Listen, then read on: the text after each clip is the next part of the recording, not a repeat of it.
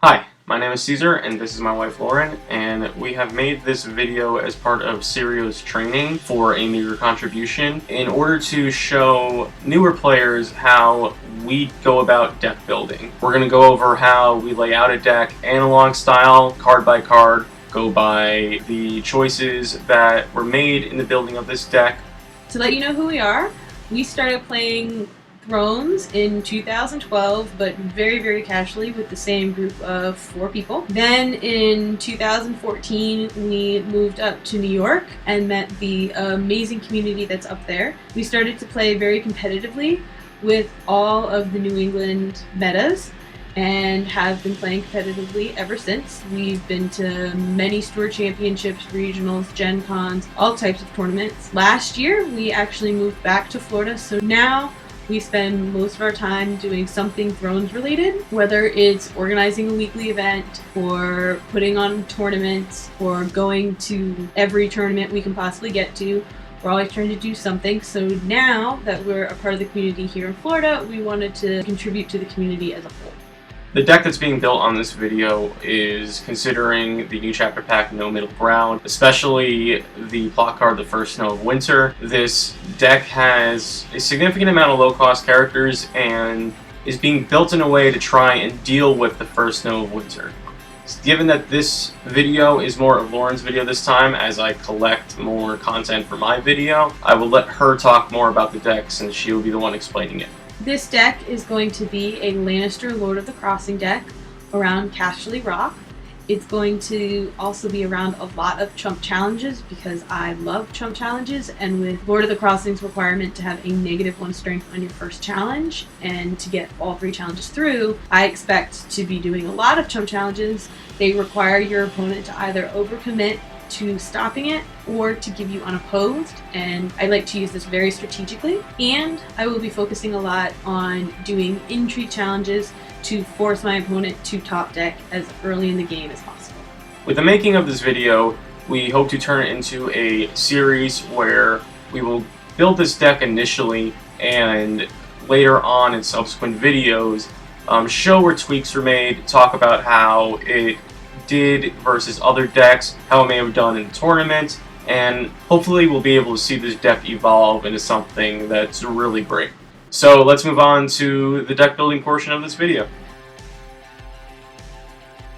So many people build decks in many different ways. Some people build decks by filling out their cost curve first. Some people build their decks by filling out the specific types of card first. I'm going to show you how I do decks, and the way I start is picking the cards that are most important to the strategy for what my deck is trying to do. In this deck, like I said earlier, this is going to center around Casterly Rock.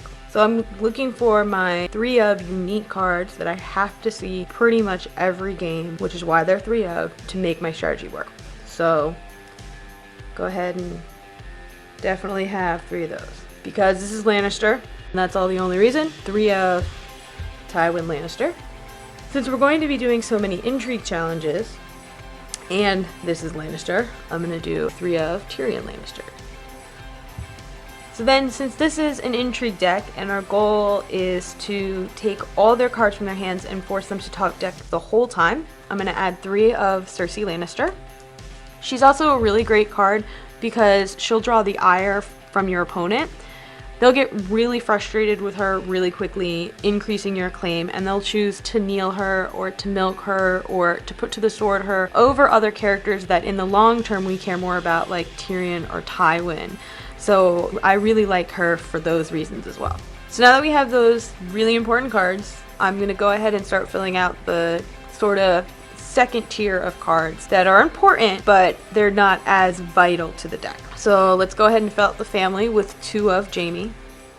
While I love Jaime, and everybody should love Jaime, and especially that he doesn't kneel to attack on military challenges, which could get us a second challenge with less characters, the biggest problem with having 3 of him is that we're going to have a pretty high curve deck, and he's not as vital to our goal. So I'm going to just leave him at 2 of for now. If I feel I need more characters later, I'll go ahead and add a 3rd, but for now, I'm only going to have 2 as he's not completely vital.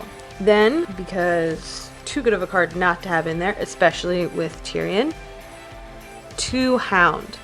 I'm not doing 3 of him because I don't want to see a duplicate of him, and 2, I can guess that I'll see 1 of him. I don't ever want to see the duplicate because it's really just going to be a dead card because I'm going to be using him to bounce him out of my hand, not to actually save him at any point. So now that we have all these characters that everybody knows and loves, we need some draw in our deck. First of all, since we're doing so many intrigue challenges with this deck, I'm going to go ahead and add 2 Lannister Lords, which after you win an intrigue challenge, draw 1 card. I really like Lannister Lord, but it's really a 2-of for me because I really want to get Castle Rock over Lannister Lord every time, and it's not going to be my only draw. I'm also going to go with 2-of Grandmaster Pycelle, which has insight and an intrigue icon, so I should be able to get draw somehow between those total of 4 cards. Next I have the Burn Men, which I am doing 3 of. Now, so far I've only gone back to 2 of each thing, but Burn Men has Ambush 2, with no middle ground out right now, and giving us the first Snow of Winter, which returns all characters with printed cost 3 or lower back to your hand. He could be the star of that round because he can be your military soak. He can go back into play unlike pretty much any other card, and that's a big deal when you're going to all of a sudden be able to have a military chud. You're going to be able to take a card out of your hand for reserve. You're going to be able to have military claim soak, and your opponent is just not going to have that available to them. So then I'm going to put in 2 Rattleshirt Raiders. They let me remove attachments when I win a challenge with them, and with the Lord of the Crossing 2 strength pump, I should be able to win it whenever I really need to. And also it's a 4 cost, which is something that will not be affected by First Snow of Winter, so it's pretty safe on the board, which is also really attractive. And I am going to put in 1 Gold Cloak for that same reason of the 4 cost. So if I put him in for 4 cost, he'll stay. If I ambush him for 2, I'm just going to be ambushing him for military soak. So either way, 1 of is a pretty good choice. Now we've got a really good foundation. We've got our draw, we've got our very important cards, and we've got some secondary important cards, but we have no economy to play any of it. So that's what I'm going to do now. I'm going to play 3 of Lannister Merchants, which is reduce the cost of the next character you marshal this phase by 1. I'm gonna move that over here so it's lined up.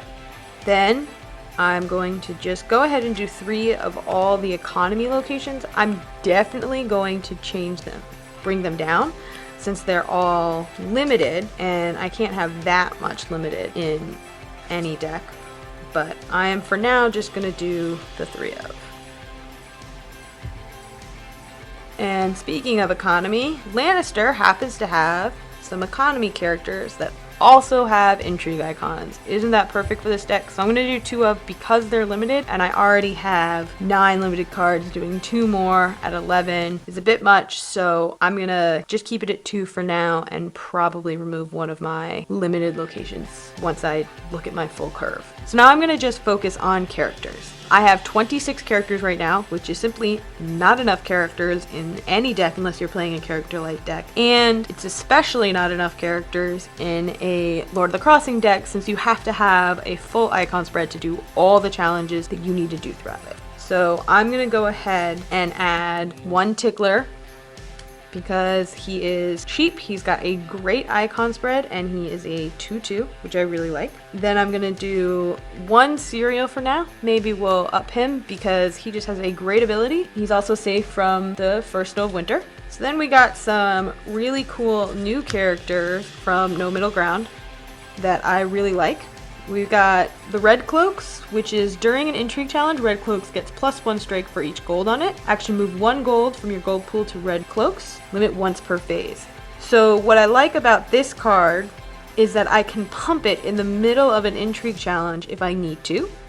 And he also has a military icon, so that's always good. Then we also have Wildling Scout, who has an intrigue icon, which is what we're always looking for in this deck, and I can sacrifice it to choose a character. Until the end of the phase, that character gains stealth. I would probably use this to close out a game, to get that last couple challenges that I really have to get. So I'd probably, start the turn with just using a chump challenge with Wildling Scout, see if I get an unopposed, see if I get something else, and then go ahead and sacrifice Wildling Scout and give stealth to whoever I need to have that for later on in the turn. So I'm going to go with, for now, 2 Wildling Scouts. and 2 red cloaks.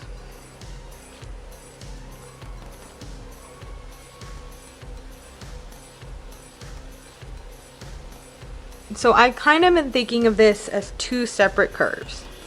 One of the 3 and lower and one of the 4 and up. The reason I'm doing that is because I expect the meta to change drastically with First Snow of Winter. My 4 and up cards are cards that I expect to stay around. They have a great icon spread between them. Any unique duplicates that I have in there all have an intrigue icon, which we all know. Care about the intrigue icon. The other ones have some sort of ability that is helpful to us to get us to our win condition as well. Our 3 and lower cards are cards that can help us in some way as well, such as the Burnmen get to come back during that First Snow Winter turn. The Lannisport Moneylender gets us extra gold. The Tickler is just a very helpful icon spread. And the Hound we expect to come back to our hand anyway, so it doesn't really matter. So I'm at 32 characters after all that, and I still want probably at least 3 more, but I'm gonna come to that after I figured out the rest of my deck, because I've filled out the things that I really care about already, and I expect to want more characters, but I will figure out what those characters are later.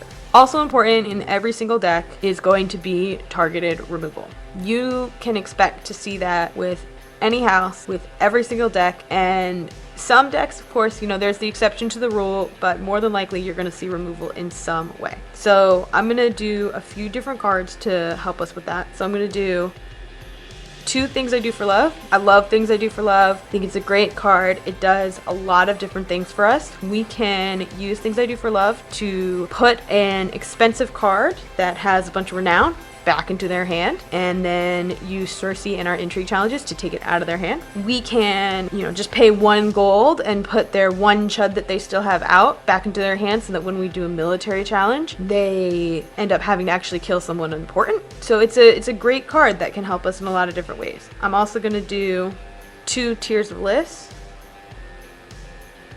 This is another card that I think I'm going to do only 2 of. While it seems like a perfect card for our deck, the problem is going to come against matchup with other decks that have good intrigue, such as Tyrell or even Martell, or a mirror match against another Lannister deck. Those Tears of Bliss are going to become dead cards, so I don't want to have 3 of them. I instead want to rely on my other removal. I'm going to go ahead and put in 1 Put to the Sword to go ahead and remove some things that do have an intrigue icon. So that gives me 5 removal cards. I might decide I need more, but for now I feel really comfortable with that. And since I am going to be taking so many of their options away anyway with my intrigue, I think those 5 removal cards should be sufficient for now. So my other event cards are going to be 2 Hand's Judgment. Hand's Judgment is a great card. It can protect your Things I Do for Love. I would suggest never using Things I Do for Love on a big character if they even have the possibility of having a Hand's Judgment in there, because you could spend 6 gold getting a Randall with a bunch of renown back into their hand, and then they have a Hand's Judgment and they get to play that for free.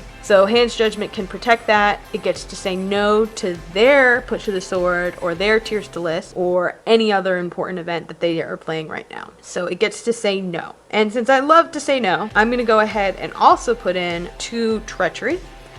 Treachery's another really great card. I think it's the only non-event cancel that's out there, and so cancel a King's Road so they can't play that 1 important character they have. Cancel their Gaston Grey so that they can't get rid of Tywin on you. Things like that. It's a great card to have, so I'm going to play 2 of that's another one I might consider to add a 3rd one of, but for now I'm also going to leave that to only 2. So that brings us to 9 events, which is a pretty solid amount. It will keep our setup appropriate, and we should certainly see at least some of those events, and they're all pretty high impact. So let's talk about attachments. So there are of course all the neutral attachments like Knighted and the Icon additional attachments. I've decided not to do any of those neutral attachments. Knighted only gets me strength, which I can do with Widow's Wail, and I am already getting it from Lord of the Crossing. The trait doesn't give me anything. And the Icon additional attachments could be interesting, but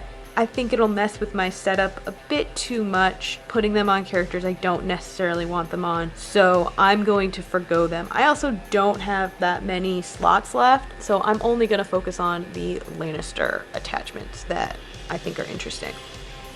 So Widow's Wail has had quite the following for a while. It does some great work of ambushing in for that +2 when it's unexpected, which I think everyone enjoys. And we've got a new attachment which also has ambush, which I think makes this card so much better. It's paid off. After you win an intrigue challenge, kneel attached character, then that character's controller may give you 1 gold from his or her gold pool to stand that character. So what's great about this one is you can ambush it after defenders are declared. So I like it because it is non-unique, and since I'm going to be focusing on intrigue anyway, I really like that ability to win that unopposed intrigue challenge because they don't want to kneel anybody for 1 or 2 strength intrigue challenge, and then go ahead and put this on somebody and now they actually knelt that really important character that they wanted.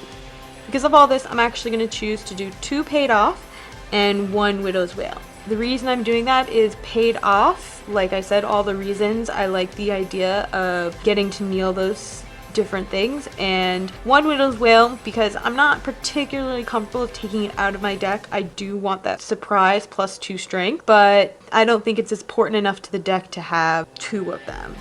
So I'm just going to go with these 3 attachments.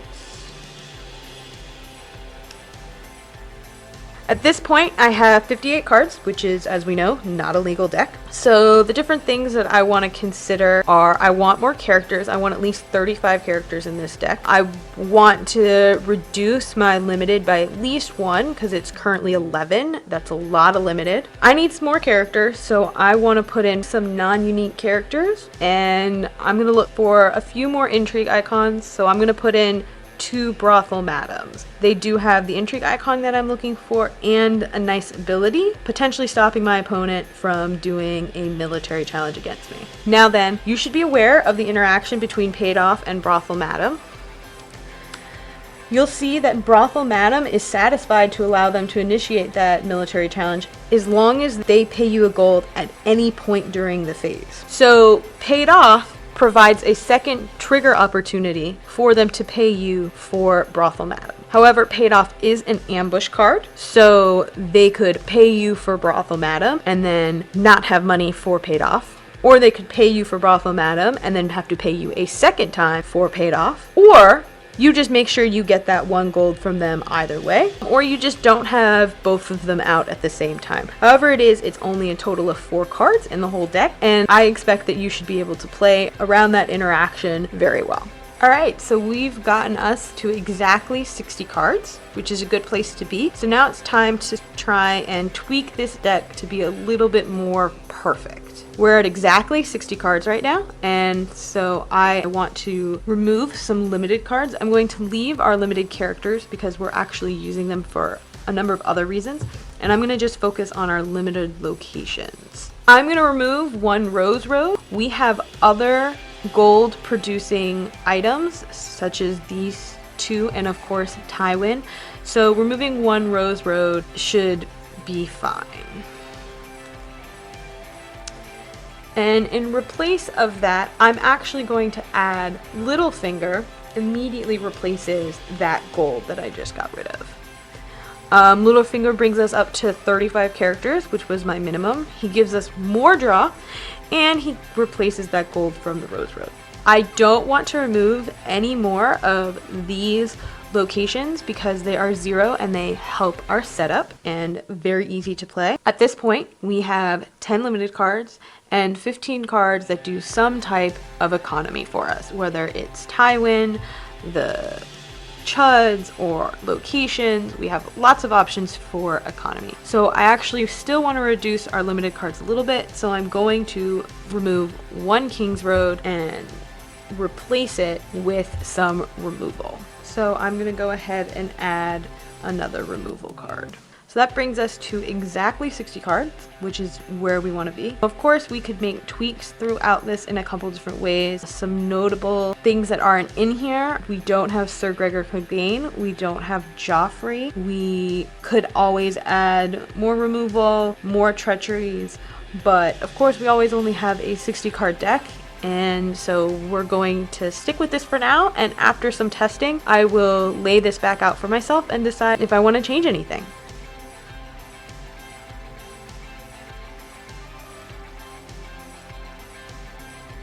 Alright, so now we've made it to the plot deck. I have a couple cards I'm definitely putting in, and then a few, of course, we're going to have to think about. I am, however, going to use another card that's very much used everywhere. Calm Over Westeros is used quite a bit. It's a great opener. It's not hit by naval superiority. It's 5 gold. It has all decent stats, and it's just a solid plot card to have. The other one that is pretty obvious is a Nova Cause. This is my other economy plot. It allows me to play all of my different lords and ladies that I have. I've got, I think, 5 in this deck, with most of them with 3 duplicates on them, so it's a very likely that I'll be able to play it.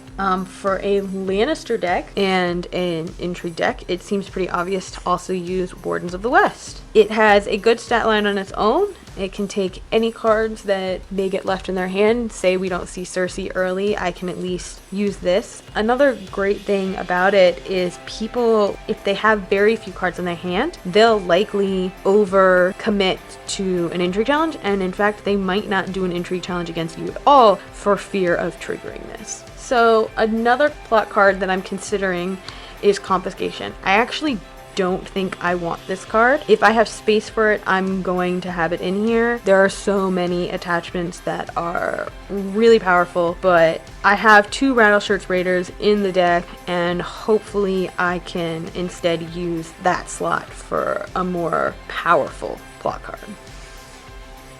So I'm going to move it over to the maybe pile. Then I'm definitely going to use Building Orders.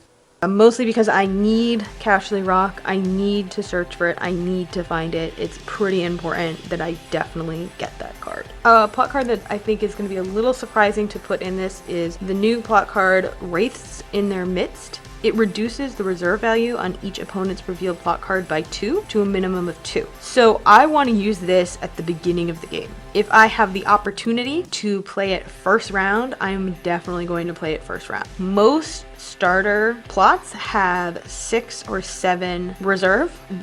Most players are going to try and be putting out their heavy hitter cards, which means they're really only going to be able to play 1 or 2. And so hitting their hand at the very beginning without even needing to do an intrigue challenge at all sounds really nice to me. I like the idea of that they're only going to be able to keep 4 cards, and then I'm going to very quickly remove the rest of the cards from their hand. So another card that I'm going to consider is March to the Wall. I know that this plot card is in almost every deck for good reason, but this deck doesn't expect to kill a lot of characters, leaving it so that there's only 1 in play. So I'm not sure if I'm going to put this in. I do love the initiative because I don't really have anything anywhere else. So it is something to consider, but I'm not totally for sure on it. Then I'm going to do summons as another consideration. I want characters, and getting characters is always good, and I think everybody knows that. Then I'm thinking of doing a second Building Orders. Casterly Lock is so important to this deck that having a second one is important, and because it does look for locations or attachments, I can get a King's Road when I need a King's Road, or I can get paid off after I've already gotten Casterly Rock, or I can grab Lannisport so that I can get the draw. So I am thinking of grabbing a second one. And then my last consideration is going to be Calling the Banners. As we all know, it is great to get that extra economy and has wonderful initiative as well. So at this point, I have 2 slots available, and I have narrowed down these 5 into 2 slots. So I'm going to go with getting rid of Confiscation. I know a lot of people love that card. You're welcome to use it, but like I said, I do have 2 Rattleshirt Raiders, and I plan to take as much from their hand anyway that hopefully they won't be able to play attachments. Then, while I really like the second Building Orders, I'm not sure until I test the deck whether I prefer a second Building Orders or a Summons. So I'm going to go with having a Summons. and getting rid of the second building orders. If I test the deck and decide I really need that second building, I will replace the summons. But for now, until I can test it, that's what I'm going to go with. So we're going to have to consider between Calling the Banners and March to the Wall. They both have high initiative, so I don't need to be concerned about that. Calling the Banners gives me economy, but I expect to see plenty of economy with the deck I have. We counted the cards. I think I said earlier there were 15 economy cards in this, and we have Tyrion. So I'm going to go with March to the Wall for my plot deck. So seeing all of this together, I would start with one of these 3 cards. For my opener, if I had a bad opener and need to keep myself safe, I would do Calm Over Restless. If I had a good opener and I wanted to hurt their hand, I would go with Wraiths in Their Midst. If I did not see Casterly Rock and I felt I had the characters to be using it and I really needed to see it, I'd start with Building Orders. But these 3 are probably going to be my first few turns. Now that this is done, I'm going to relay out all the cards so that we can see the cost, the strength, and icon spread of all the cards.